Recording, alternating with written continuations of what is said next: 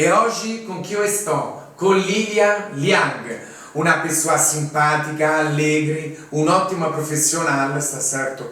Com bastantes experiências, com muitas histórias, e aí ela vai iniciar a falar um pouco dela mesmo. Lilia, se apresenta, por favor.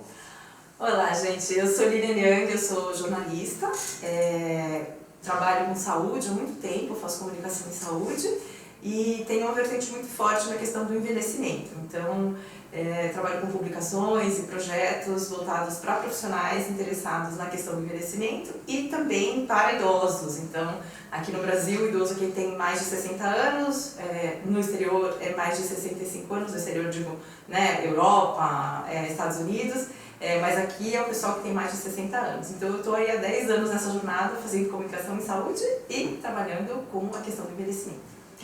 E me fala uma coisa, Lilia. Eu percebo do jeito que você fala que não é apenas a sua atuação profissional, mas eu sinto que é algo que faz sentido para você. É isso mesmo, Lilia? Como pessoa, quero dizer, certo? Sim, sim. Eu comecei no envelhecimento meio de paraquedas, porque eu trabalhei na África 2 anos cobrindo AIDS nos países de língua portuguesa. E era um trabalho que me dava muita satisfação pessoal, porque eu podia falar de um número imenso de coisas. Eu podia falar de direitos humanos, eu podia falar de medicina, eu podia falar de economia, eu podia falar de acesso a medicamentos, eu podia falar de antropologia. Então, era um assunto que dava margem para muitos desdobramentos. E aí, quando eu voltei para o Brasil, eu falei, puxa, eu gostaria de trabalhar com algo que me desse essa amplitude de cobertura. E aí eu encontrei isso no envelhecimento, mas meio por acaso, porque eu tinha trabalhado com oftalmologia há muito tempo e eu tinha entrevistado uma médica, que é oftalmogeriatra, que cuidava do projeto Longevos da Unifesp. Então ela trabalhava com pacientes centenários. E foi super interessante porque a gente fez a matéria, repercutiu muito e tal. Eu falei, puxa, eu vou conversar com ela para ver se tem alguma coisa na geriatria, né? Sei lá, não conheço muito essa área. E aí conversei com ela e me apaixonei perdidamente pela área. E aí, quanto mais você conhece o envelhecimento, quanto mais você sabe, mais fascinado você fica. Porque é isso, tem 1 zilhão de desdobramentos, a gente pode falar de economia, de antropologia, de feminismo, a gente pode falar de um monte de outros assuntos que são parte do processo de envelhecimento. Então, o envelhecimento acabou se tornando mais que só uma área de cobertura, se tornou uma causa que eu defendo. Muito obrigado pelas suas colocações, Lilia. E por isso eu percebo também que além de fazer muito sentido por isso, profissionalmente e pessoalmente, é uma área mesmo que te encantou, que te fascinou. Claro que isso se aplica a outras áreas, mas enfim, porque tem uma pegada mesmo transversal, ou seja, tem muita coisa, algumas de repente, aparentemente de uma forma mais direta, outras eventualmente indiretas, mas tem muita coisa que influencia positivamente ou negativamente, não apenas o envelhecimento, mas no fundo qualquer processo. Você usou esta palavra processo, eu percebi que é outra palavra que faz sentido para você, porque justamente não é apenas isso ou aquilo, mas uma série de coisas que juntas podem eventualmente influenciar, espera-se positivamente, este processo. É isso mesmo, Lilia? Sim, o envelhecimento porque a gente fala, é uma fase, não é uma fase. O envelhecimento, ele começa desde que a gente nasce e a gente está envelhecendo. Então é realmente um processo e ao longo desse processo muitas coisas influenciam, né? Então poder trabalhar com isso é realmente um privilégio, porque a gente vê cada vez mais que não adianta a gente focar em uma coisa só. Não adianta a gente focar só na alimentação, não adianta a gente focar só na questão da atividade física. Inclusive saiu um estudo recentemente falando que a atividade física isoladamente e a alimentação isoladamente não tem o mesmo impacto que as duas atuando juntas na vida do idoso ou da pessoa que está envelhecendo, né? Então, tudo está envolvido nesse processo de envelhecer. A gente não tem como olhar para isso de forma isolada, né? Isso se aplica para tudo, e não é só alimentação, não é só atividade física, mas é também participação social, a gente está aprendendo coisas novas constantemente. Então tem uma série de questões aí que estão envolvidas nesse processo de envelhecer. É bem interessante essa sua reflexão, gratidão pela partilha, Lilia. E por isso, vamos dizer, meio na provocação, não? Meio, não vou querer te provocar. A gente está aqui dialogando, está sendo assim muito agradável dialogar com você. Me fala uma coisa, dentro deste contexto, a escuta. Então, a escuta é um dos aspectos da Slow Medicine, né, que é um conceito do qual eu sou muito fã, né? A Slow Medicine é como eu enxergo que a medicina teria que ser praticada, né? E na geriatria e na gerontologia, a escuta também é muito importante, porque o paciente idoso, e mesmo o idoso, não estou falando nem do contexto da saúde especificamente, mas o idoso, ele muitas vezes se sente deixado de lado, se sente como se o que ele viveu, se como a experiência dele não contasse, né? E isso acontece na sociedade, isso acontece no consultório médico, então muitas vezes a gente escuta reclamações do tipo: fui na consulta com o meu geriatra, com o meu filho, e o meu filho estava do meu lado, eu tô lá, tô com, né, a cognição boa, tá tudo certo. O geriatra pergunta para o meu filho: e aí, como é que ele tá? Mas eu tô aqui, por que não pergunta para mim? Sou eu o paciente. Não, e aí, ele tá comendo bem? Não, eu tô comendo bem, pode perguntar para mim. Então, essa é uma reclamação que às vezes acontece. Que acontece dentro do consultório. Uhum. E fora do consultório também, porque é como se as experiências que esse idoso acumulou ao longo da vida não tivessem importância, né? Então, a gente tem um podcast voltado para as questões do envelhecimento, e aí a gente traz muitos idosos para contar as suas histórias em diferentes assuntos. Então, a gente já falou de relacionamento, a gente já falou de família, e aí muitos idosos vêm me agradecer depois da entrevista falando: puxa, muito obrigada por me ouvir, muito obrigada por ouvir a minha história, porque eu sinto que ninguém tem interesse em ouvir a minha história, né? Então, essa questão da escuta é muito importante no nosso processo de envelhecimento também. Então, eu estou falando na terceira pessoa, né? O idoso quer ser escutado. Eu acho que todo mundo quer ser escutado, né? A escuta é um processo muito importante para a gente se sentir pertencente a um grupo, se sentir pertencente à sociedade, sentir que tem importância naquele contexto. Então, a escuta é algo que eu acho imprescindível. Lilia, muito obrigado. E realmente você já disse isso, apenas vou enfatizar um pouco mais. Se aplica a todos, independentemente da idade, fases, períodos, momentos, se aplica a todos.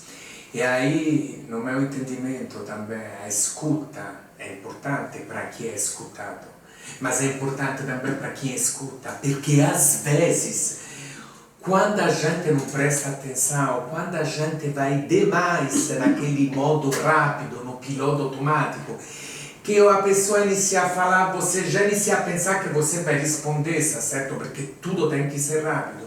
Você também não se beneficia do conhecimento, da experiência, da sabedoria do outro. E isso não se aplica só para quem biologicamente já viveu muitos anos, porque cada um de nós tem a sua história, carrega algo que pode eventualmente ser compartilhado e que, é óbvio, beneficia quem compartilha, porque ele percebe que o outro está prestando atenção, está interessado, mas também beneficia quem recebe a partilha. Como é que você vê isso? Escuta é troca, né? Escuta é troca. Você escuta o que o outro está te falando e o outro escuta o que você está falando, e existe uma troca de experiências nesse diálogo, nesse processo. E as duas partes se beneficiam, né? Porque é isso, a experiência humana é feita dessa troca, né? Então, eu entendo um pouco de onde você vem, você entende um pouco de onde eu venho, né? E é nesse processo, nesse movimento que a gente cresce como seres humanos, né? Mas, assim, falando da minha experiência específica com a questão do envelhecimento, é isso. Eu vejo cada vez mais que existe essa necessidade de escuta. Existe a necessidade de escuta. As pessoas, principalmente nos tempos de hoje, né? Que a gente está tão viciado na telinha, né? A gente fica lá passivamente assistindo coisas e a gente acaba se isolando de um contexto que permite essa escuta, que permite essa troca. E isso eu acho que acaba sendo prejudicial para a nossa evolução como humanos, né? Porque por que a gente está aqui? Porque a gente quer crescer, a gente quer se tornar pessoas melhores, né? A gente quer ter mais experiências. E essa coisa unilateral da tela que está dominando o mundo é muito complicado, né? Porque a gente acaba não tendo mais essa interação. E essa interação é cada vez mais fundamental, né? Nesses tempos malucos que a gente vive. Ficou todo mundo isolado durante a pandemia. Acho que ficou muito claro para todo mundo que o contato humano, essa troca olho no olho e essa escuta é muito importante. Não sei se vocês repararam que eu uso mais uma vez a palavra troca. E troca também é uma palavra bem importante, está certo? Porque de fato tudo pode ser em proporções diferentes, mas tudo é uma via de mão dupla, está certo? Entendeu? Não é só falar, ouvir, prestar atenção, interagir, só as pessoas, só os acontecimentos, só o meio ambiente, o ambiente onde a gente vive. Tem uma série de interações que a gente tem e que às vezes, novamente, a gente deixa de valorizar ou de se beneficiar, perché vai sempre con tanta pressa no modo fazer e prestando atenção só a determinadas coisas, e tem um monte de outras coisas, e onde quando você faz uma escuta ativa, genuína, verdadeira, não mecânica, não fazer de conta, mas que você realmente se entrega ao diálogo, a troca acontece e novamente beneficia todas as partes envolvidas nesta troca. Faz sentido? Sim, faz muito sentido. Doutora Adriana, você sabe, minha mãe, ela é imigrante, né? Sim. Meus pais vieram de Taiwan e ela tem uma loja há 45 anos. E é uma loja que está no mesmo lugar há 45 anos, então ela viu gerações do bairro crescerem. Então assim, o menino que ia lá comprar carrinho, daí cresceu, entrou na faculdade, casou, aí ele traz o filho para comprar carrinho na loja da minha mãe. Então é uma loja que viu muitas gerações no mesmo bairro, né? E quando minha mãe fez acho que uns 20 anos de loja, ela percebeu que os clientes dela estavam começando a envelhecer. Então o que ela fez? Ela colocou uma cadeira na frente da loja, bem na entrada, para os clientes que tivessem um pouco mais de idade poderem sentar e conversar.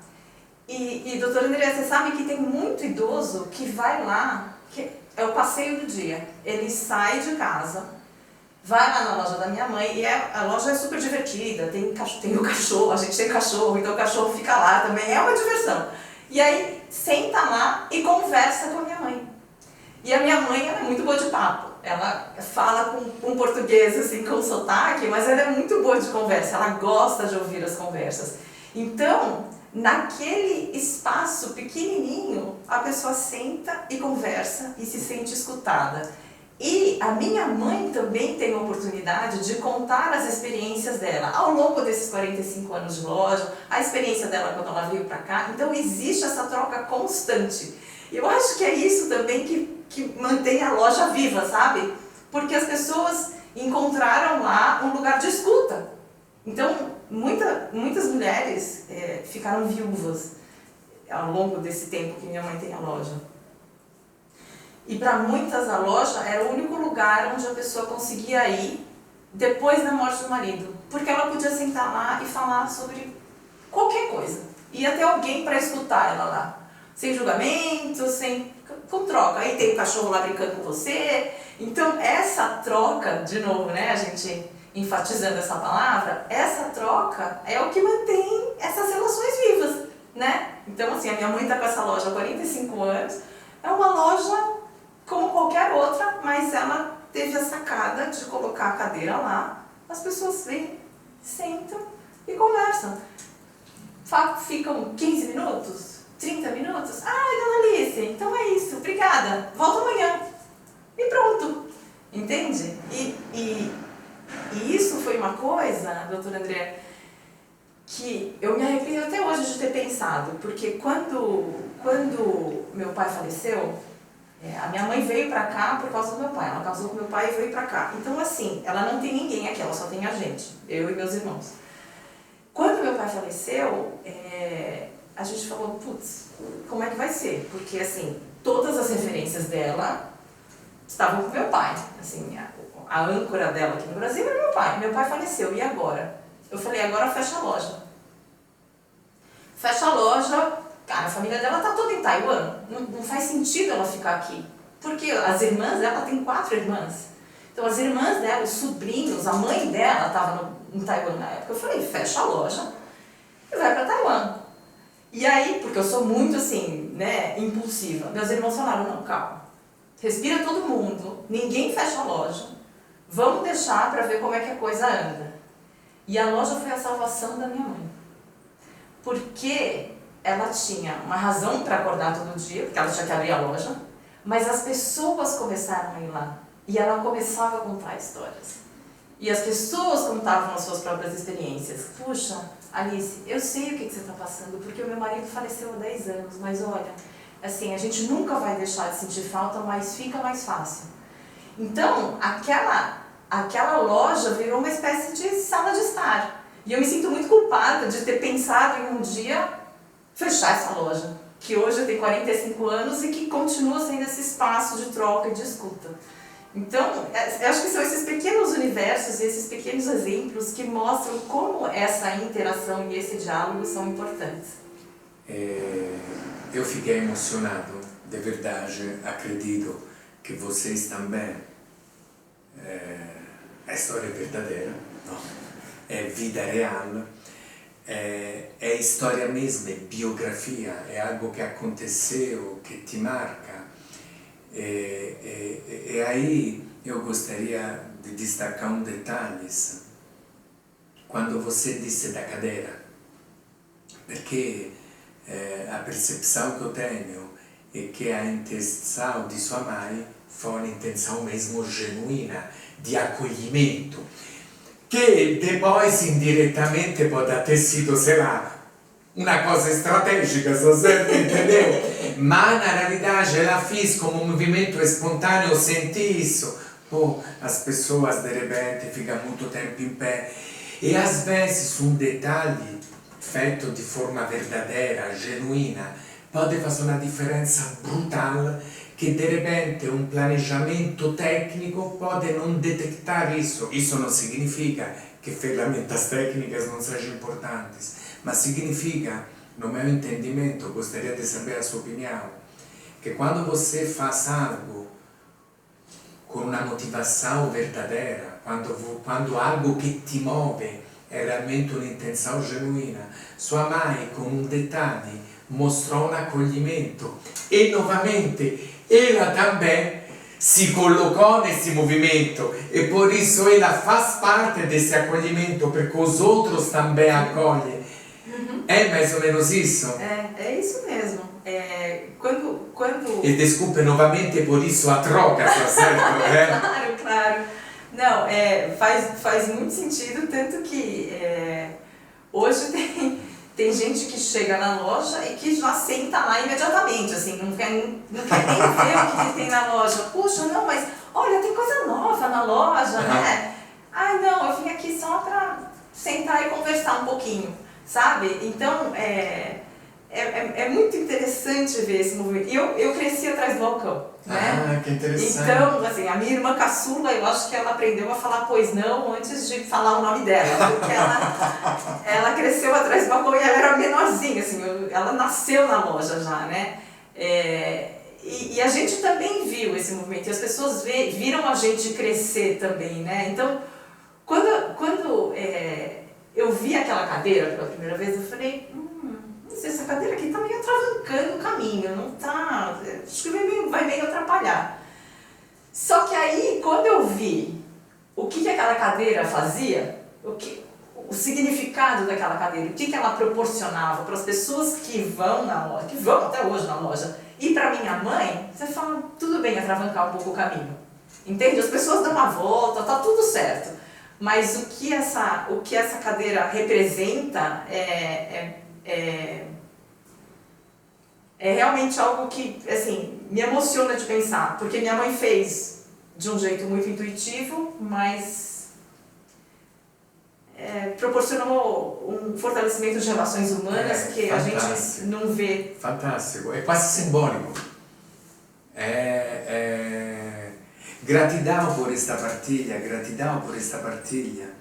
E aí, vamos dizer assim, na dinâmica da vida, e nesses processos, está certo? Quantas coisas impactam e que às vezes a gente não valoriza, aparentemente não se dá conta, e de repente depois ele descobre lá na frente. E quando a gente de repente se entrega um pouco mais, ou quando a gente vive estando realmente presente, ou seja, vivendo o momento presente, você pode se beneficiar de coisas simples, mas que pode ter um efeito brutal, positivo, está certo, sobre na sua evolução, que é outra palavra que você usou, está certo, não? A evolução, o processo. Por isso são detalhes que podem fazer uma diferença grande. E não precisa de coisas impactantes, de coisas que estão lá, sei lá, veiculadas para todos os cantos, mas de coisas que façam sentido e que por isso impactam positivamente na saúde. Como é que você vê isso? A gente tende a pensar, né, em coisas muito mirabolantes. Não? Eu tenho que fazer uma estratégia enorme para poder fazer diferença de algum jeito. E quanto mais eu vivo, quanto mais eu trabalho com idosos, e esse trabalho com idosos me coloca num lugar privilegiado para ver o impacto de pequenas ações, sabe? A gente não precisa fazer um negócio gigantesco. Muitas vezes só você escutar já faz uma diferença enorme. Eu vou contar um caso de uma idosa de 80 anos que 80 anos já tem uma certa idade, com algumas comorbidades e os filhos moram longe, então ela é viúva, mora sozinha. E ela começou a apresentar uma piora de quadro de dor lombar e a coisa estava evoluindo de um jeito que não estava legal. Eu conversava com ela e eu via que ela estava muito confusa porque ela não conseguia dormir por causa da dor. Então, falei, puxa, como é que eu posso ajudar? Aí a gente traçou todo um plano de cuidado para ela, né? Então, traz a geriatra, traz o fisioterapeuta, vamos falar com o psiquiatra, para organizar esse cuidado dela.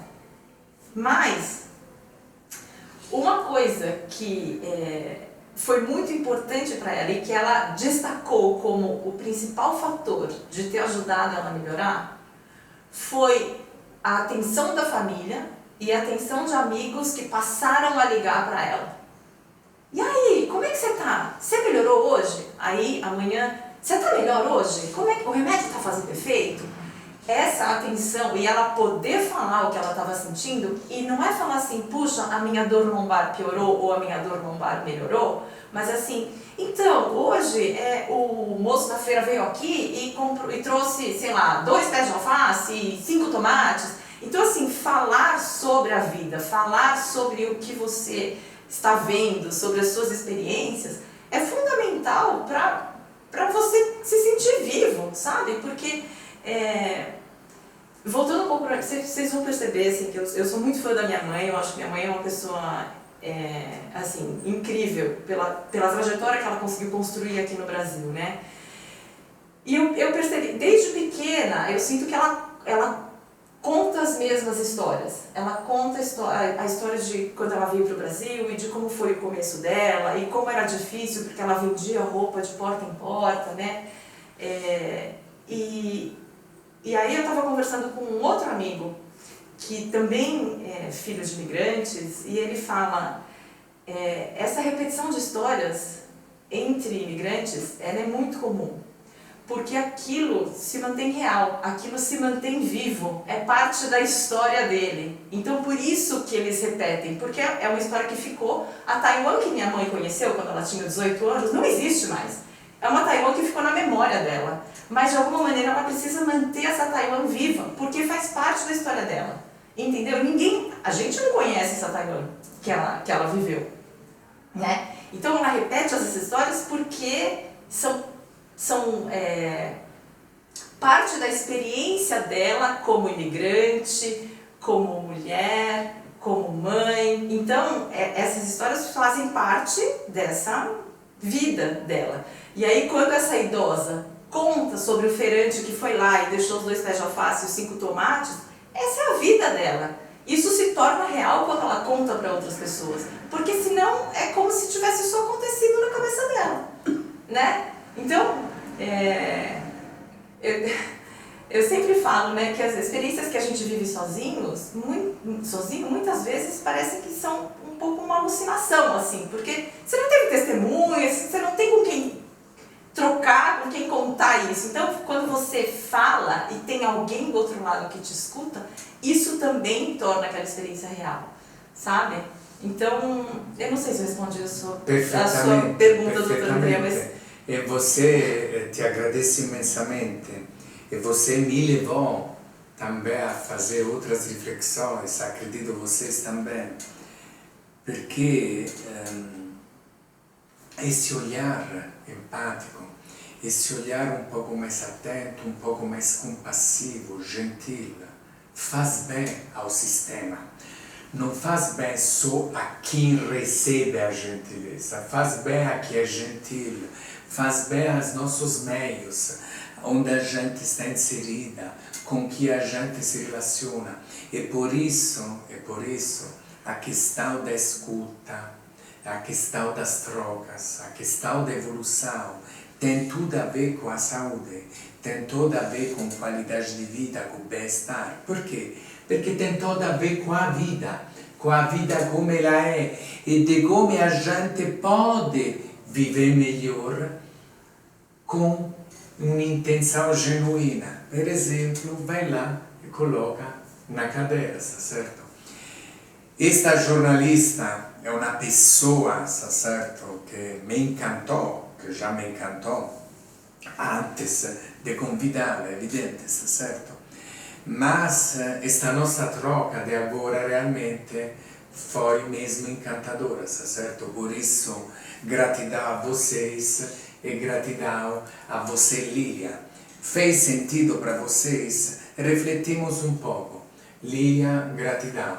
Muito obrigada, doutora Andrea. Foi uma oportunidade ótima de falar sobre coisas que às vezes passam batidas na nossa rotina, né? E às vezes você parar e escutar com intenção faz toda a diferença na vida de uma pessoa e faz diferença na sua também. Então, acho que é algo para a gente pensar.